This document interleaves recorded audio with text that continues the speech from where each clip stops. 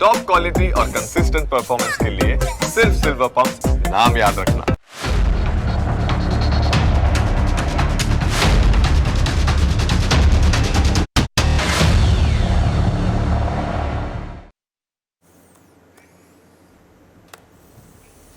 નમસ્કાર, હું જનક દવે.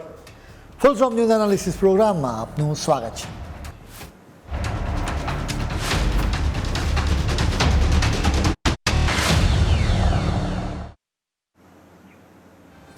તમે કદાચ પુષ્પા ફિલ્મ જોઈ હશે. આ ફિલ્મ સિરીઝમાં ખૂબ જ નાટકીય રીતે લાલ ચંદનના સ્મગલિંગને રજૂ કરવામાં આવ્યું છે. આ ફિલ્મોમાં એક સીન જોઈને દર્શકોની આંખો પહોળી થઈ ગઈ હતી. લાલ ચંદનના સ્મગલિંગનો સીન હતો. પોલીસથી બચવા માટે સ્મગલર્સે નદીમાં લાકડા વહાવી દીધા. હવે એવો જ સીન વાસ્તવિક જિંદગીમાં પણ ભજવાયો છે. ફરક એટલો જ છે કે આ ફિલ્મ સિરીઝમાં એક જ પુષ્પારાજ હતો. વાસ્તવિક જિંદગીમાં તો અનેક પુષ્પારાજ છે. ઉત્તર ભારતમાં પૂર આવ્યું, જેના લીધે આવા પુષ્પારાજોનો પર્દાફાશ થયો. બલકે આ પૂર માટે પણ આ પુષ્પારાજો જવાબદાર છે. અસલી પુષ્પારાજોની તમે કરતૂતો જુઓ. આ કોઈ ફિલ્મના દ્રશ્યો નથી. જંગલ માફિયાઓએ હિમાલયની છાતી પર કુહાડીથી પ્રહારો કર્યા છે.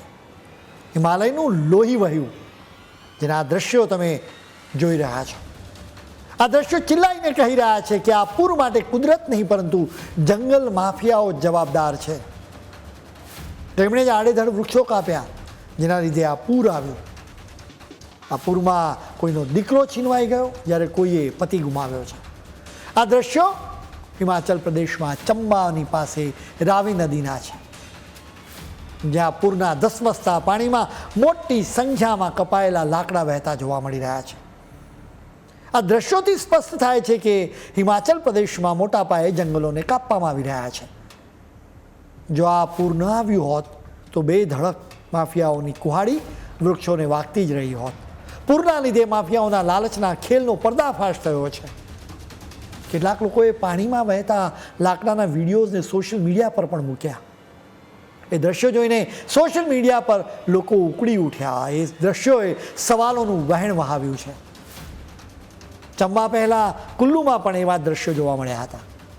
આ વર્ષે 25મી જૂને કુલ્લુના શિલાગઢમાં વાદળ ફાટ્યું. એ સમયે પણ હજારો ટન લાકડા પાણીના વહેણમાં તરતા જોવા મળ્યા હતા.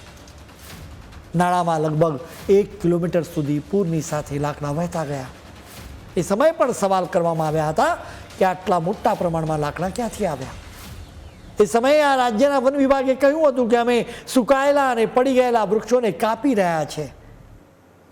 સચ્ચાઈ એ છે કે એની આડમાં લીલાછમ વૃક્ષો પર પણ કુહાડી ફેરવી દેવામાં આવી છે. પુષ્પા જેવા સીનનો મામલો સુપ્રીમ કોર્ટમાં પહોંચ્યો, જેના લીધે સીન થઈ ગયો. અદાલતે રાજ્યોને આકરી ફટકાર લગાવી. અદાલતે ગુરુવારે નોંધ્યું કે ઉત્તર ભારતમાં વારંવાર જે રાજ્યોમાં ઓચિંતા પૂર આવે છે, આ પૂરના પાણીમાં ગેરકાયદે કાપવામાં આવેલા લાકડા તણાઈને વહેવા લાગે છે. ઉત્તરાખંડ, હિમાચલ પ્રદેશ, જમ્મુ કાશ્મીર અને પંજાબમાં પૂરના મામલે સુપ્રીમમાં સુનાવણી ચાલી રહી હતી. Chief justice of India BR ગવાઈ અને જસ્ટિસ કે વિનોદ ચંદ્રનની બેન્ચે ભારપૂર્વક કહ્યું કે આ એક ગંભીર મામલો છે. Chief justice of India BR ગવાઈએ કહ્યું છે કે મીડિયામાં અમે જોયું કે હિમાચલ અને ઉત્તરાખંડમાં મોટી સંખ્યામાં લાકડા પૂરના પાણીમાં વહી રહ્યા છે. વૃક્ષોને ગેરકાયદે કાપવામાં આવી રહ્યા છે. અમે અભૂતપૂર્વ વરસાદ અને પૂરની સ્થિતિ જોઈ રહ્યા છીએ. પંજાબ, ઉત્તરાખંડ, હિમાચલ પ્રદેશ અને જમ્મુ કાશ્મીરની રાજ્ય સરકારોને અમે નોટિસ પાઠવી રહ્યા છીએ. ગેરકાયદે વૃક્ષોને કાપવાનો મુદ્દો ખૂબ જ ગંભીર છે. પંજાબમાં આખા ખેતરો અને ગામ ધોવાઈ ગયા. વિકાસ અને પર્યાવરણના રક્ષણ માટે સંતુલન જાળવવાની જરૂર છે. સુપ્રીમ કોર્ટે 4 રાજ્યો સિવાય કેન્દ્રીય પર્યાવરણ મંત્રાલયને પણ નોટિસ ફટકારી છે. 3 અઠવાડિયામાં એની પાસેથી જવાબ માંગવામાં આવ્યો છે. સુનાવણી વખતે સોલિસિટર જનરલ તુષાર મહેતા બોલી ઉઠ્યા કે કમનસીબી એ છે કે આપણે કુદરતની સાથે ખૂબ જ છેડછાડ કરી છે. હવે કુદરત આપણને વળતો જવાબ આપી રહી છે. કુદરત કેવી રીતે જવાબ આપી રહી છે એની તસવીરો તમે જુઓ. પૂરમાં ડૂબેલા પંજાબની આ તસવીરો છે. ભારે વરસાદ અને પૂરના કારણે આ રાજ્યમાં 37 લોકો માર્યા ગયા છે. હિમાચલ પ્રદેશ અને જમ્મુ કાશ્મીરમાંથી છોડવામાં આવેલા પાણીના કારણે રાજ્યની સતલજ અને રાવી સહિતના નદીઓ રૌદ્ર સ્વરૂપ એ વહી રહી છે. માત્ર 24 કલાકમાં 255થી વધારે ગામ સંપૂર્ણપણે પાણીમાં ડૂબી ગયા છે. 67,000 એકર ખેતીલાયક જમીન બરબાદ થઈ ગઈ છે. 3 લાખથી વધારે લોકોને અસર થઈ છે. હિમાચલ પ્રદેશમાં મોતનું તાંડવ રચાયું છે. અહીં ભયાનક પૂર આવ્યું છે. ભેગાડો ધસી પડવાના કારણે લોકો અટવાઈ ગયા છે. આ રાજ્યમાં 341 લોકોએ જીવ ગુમાવ્યા છે. બલકે એમ કહી શકાય કે પુષ્પારાજોએ તેમની હત્યા કરી છે. હવે તેમના કારણે જ સામાન્ય માણસોએ કુદરતનો માર સહન કરવો પડે છે. ઉત્તરાખંડના લોકો પર પણ આફત વરસી રહી છે. રાજ્યના અનેક માર્ગો પર ભેખડો ધસી પડી છે. રસ્તાઓ પર કાટમાળ જોવા મળી રહ્યો છે, જેના કારણે આ રાજ્યના લોકો અટવાઈ ગયા છે. આ રાજ્યમાં પણ અનેક લોકોએ જીવ ગુમાવ્યા છે. હજુ આ રાજ્યના લોકોની તકલીફ ઓછી થવાની નથી. 7મી સપ્ટેમ્બર સુધી આ રાજ્યમાં ભારે વરસાદ પડશે એવી આગાહી કરવામાં આવી છે. જમ્મુ કાશ્મીરમાં આબ ફાટવાથી, ભેખડો ધસી પડવાથી અને પૂરના કારણે 140 લોકો માર્યા ગયા છે. બીજા 33 લોકો મિસિંગ છે. મોટી સંખ્યામાં લોકોએ સ્થળાંતર કરવું પડ્યું છે. આગામી દિવસોમાં પણ આ રાજ્યમાં ભારે વરસાદનું જોખમ યથાવત છે. હિમાચલ પ્રદેશમાં મોટા પાયે જંગલોનો સફાયો કરવામાં આવી રહ્યો છે, જેનું પરિણામ તો આપણને નદીના વહેણમાં વહેતા લાકડાઓ સ્વરૂપે જ જોવા મળ્યું છે.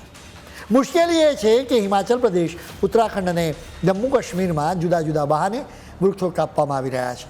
ક્યારેક રસ્તાઓ પહોળા કરવાના નામે તો ક્યારેક વિકાસ પ્રોજેક્ટના નામે વૃક્ષોનું નિકંદન કરવામાં આવી રહ્યું છે. પર્યાવરણવિદો અને સ્થાનિક લોકો એનો વિરોધ કરી રહ્યા છે, એટલે તપાસ કમિટી બનાવવામાં આવે છે. તપાસ કમિટીનો કોઈ જ નિવેડો આવતો નથી, એટલે લોકો અદાલતોમાં જાય છે. અદાલતો વારંવાર રાજ્ય સરકારોને નોટિસ ફટકારે છે, પરંતુ એમને કશો જ ફરક પડતો નથી. તમે આ સમસ્યાની ગંભીરતા એ હકીકતથી સમજો કે હિમાચલ પ્રદેશમાં તો દરેક ચૂંટણીમાં વન માફિયાઓનો એક મુદ્દો છવાયેલો જ હોય છે. વળી હવે આ માફિયાઓ દુર્લભ જડીબુટ્ટીઓનું પણ સ્મગલિંગ કરવા લાગ્યા છે. હિમાચલ પ્રદેશમાં સત્તા પર કોઈ પણ પાર્ટી હોય, એનાથી કોઈ જ ફરક પડતો નથી. આ મામલે જો કોઈ એક સંસ્થા એકદમ ગંભીર હોય તો એ સુપ્રીમ કોર્ટ છે. આ અદાલતમાં અનેક મામલા ગયા પણ છે, જ્યાં સમસ્યાના મૂળ સુધી જવાનો પ્રયાસ કરવામાં પણ આવ્યો છે. આ રાજ્યમાં માત્ર જંગલોને કાપવામાં નથી આવતા, બલકે જંગલોની જમીન પર ખોટી રીતે કબજો પણ કરવામાં આવી રહ્યો છે. વનોનું રક્ષણ કરવાની જેમની જવાબદારી છે એ વન વિભાગની શું સ્થિતિ છે એ પણ જોવું પડે. હિમાચલ પ્રદેશનો વન વિસ્તાર 37,948 ચોરસ કિલોમીટર છે. આટલી વિશાળ જમીનનું રક્ષણ કરવા માટે વન વિભાગની પાસે લગભગ 6,000 કર્મચારીઓ છે, જેમાંથી અડધા તો ફોરેસ્ટ ગાર્ડ છે, જેના લીધે પણ વન માફિયાઓ ફાવી જાય છે. સુપ્રીમ કોર્ટે અત્યારે વૃક્ષોને કાપવા બદલ રાજ્ય સરકારોને ફટકાર લગાવી છે. એ પણ એટલું જ સત્ય છે કે વારંવાર ફટકાર લગાવવા છતાં સ્થિતિમાં કશો જ સુધારો આવતો નથી. આ રાજ્યમાં દર વર્ષે પૂર આવતું રહે છે, નિર્દોષ લોકોના મોત થતા રહે છે. એટલે જ આ મામલે ગંભીરતાથી વિચાર કરવાની જરૂર છે.